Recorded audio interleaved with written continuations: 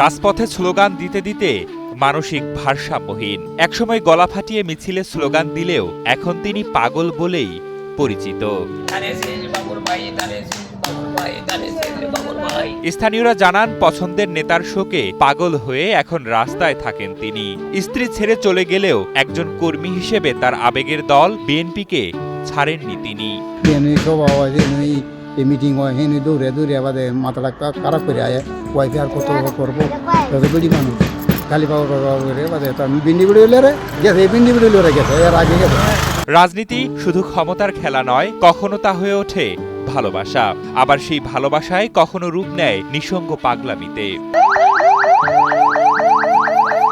রাজনীতি ছিল তার নেশা, তার আবেগ, তার বিশ্বাসের জায়গা। কিন্তু সাবেক স্বরাষ্ট্র প্রতিমন্ত্রী লুৎফরজামান বাবর কারাগারে যাওয়ার পর থেকেই বদলে যেতে থাকে হাশেম মিয়ার জীবন। রাজনীতির মাঠ নিস্তব্ধ, আর সেই নীরবতার ভিতরেই ধীরে ধীরে নিভে যেতে থাকে হাশেম মিয়ার জীবনের আলো। শোকে পাথর হয়ে যান তিনি।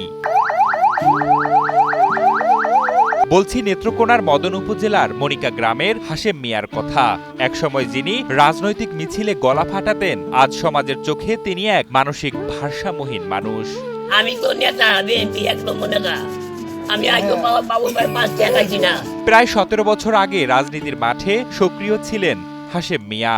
প্রতিটি সভা সমাবেশ, প্রতিটি মিছিলে তার কণ্ঠে ভেসে আসত বাবর ভাইয়ের ধানের শীষ। বাবুর ধানের শীষ, কথা নাই, ধানের শীষ, বাবুর ভাই ধানের শীষ, বাবুর ভাই ধানের শীষ, বাবুর ভাই ধানের শীষ, বাবুর ভাই ধানের শীষ। থানার এমপি বাবুর সাহেব, থানার এমপি বাবুর সাহেব। তার প্রিয় নেতার অনুপস্থিতি ও পর্যাপ্ত চিকিৎসা না পাওয়া, আর্থিক সংকট আর পারিবারিক অশান্তি সব মিলিয়ে আরও একা হয়ে পড়েন তিনি। একসময় স্ত্রীও ছেড়ে চলে যান তার।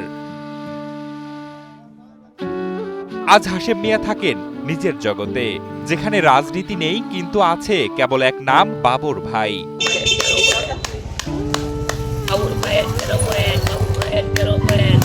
কি বলতে বাবর ভাই?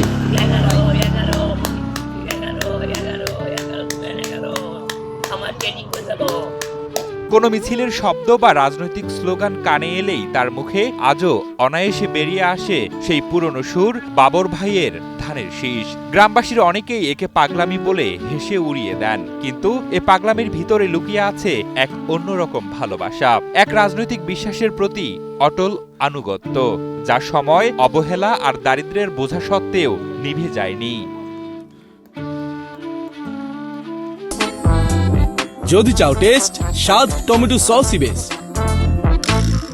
সম্প্রতি হাশেম মিয়ার দুরবস্থা জানতে পেরে মানবিক উদ্যোগ নিয়েছেন সাবেক প্রতিমন্ত্রী লুৎফরজামান বাবর। গতকালকে যে নিউজ হওয়ার পরে বাবর ভাই নিজে উদ্যোগ নিয়ে আমাদের যে হাশেম ভাইকে চিকিৎসার জন্য আজকে ঢাকা নিয়ে গেছে।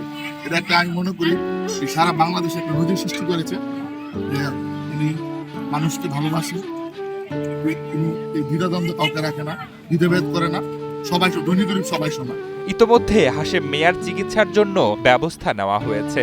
জনাব লুৎফরজামান বাবু সাহেব আমার কাকার সুচিকিৎসার ব্যবস্থা করে দিয়েছেন। আমরা এইমাত্র রওনা দিচ্ছি ঢাকার উদ্দেশ্যে। কাকার চিকিৎসার জন্য আপনারা সকলে আমার কাকার জন্য দোয়া করবেন, যাতে উনি আবারও আমাদের মাঝে ফিরে আসতে পারে, আবারও ধানের শীষ স্লোগানে আবারও উনি মিছিল করতে পারে। এবং উনি বাবু সাহেব অত্যন্ত ভালোবাসেন।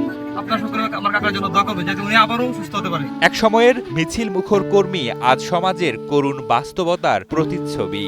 হাশেম মিয়া আমাদের মনে করিয়ে দেয়, ভালোবাসা, বিশ্বাস আর আনুগত্য যখন অবহেলার শিকার হয়, তখন তা পাগলামিতে রূপ নেয়। আর সেই পাগলামির দায় শুধু একজন মানুষের নয়, পুরো সমাজের।